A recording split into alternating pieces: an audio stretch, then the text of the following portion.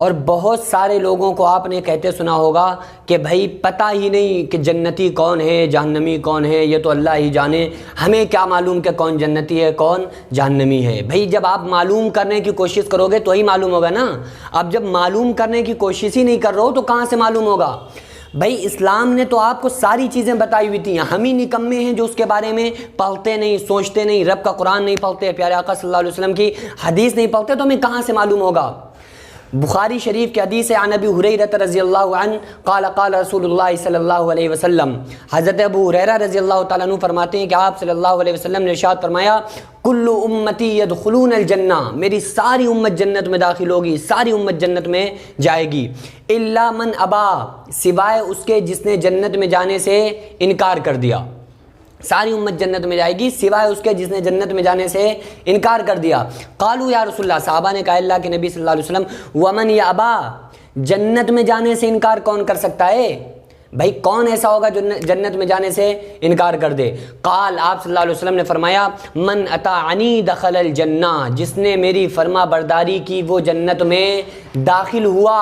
ومن عصانی فقد ابا، اور جس نے میری نافرمانی کی اس نے جنت میں جانے سے انکار کر دیا۔ تو آقا صلی اللہ علیہ وسلم نے کلیئر فرما دیا ہے کہ جنتی کون ہے اور جہنمی کون ہے۔ جو شخص آقا صلی اللہ علیہ وسلم کی باتوں پر عمل کرنے والا ہے، جو شخص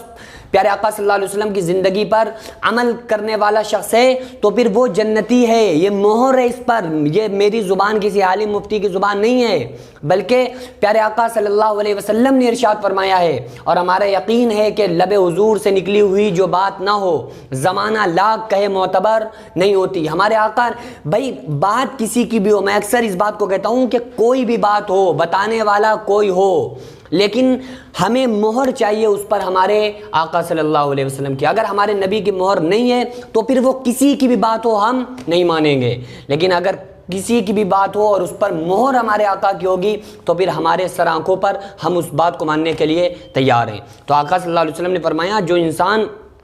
آقا صلی اللہ علیہ وسلم کی فرما برداری کرتا ہے، آپ نے فرمایا دخل الجنہ، وہ جنت میں داخل ہوا،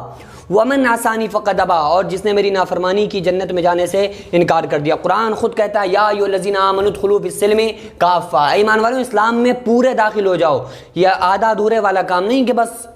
کبھی نماز پڑھ لی، کبھی نماز چھوڑ دی، کبھی من میں آیا نیک عمل کر لیا، باقی سب گناہوں میں مبتلا ہیں، ایسا نہیں۔ اسلام میں پورے داخل ہونے کا حکم ہے، انسان کو چاہیے کہ اسلام کے اندر پورا داخل ہو جائے۔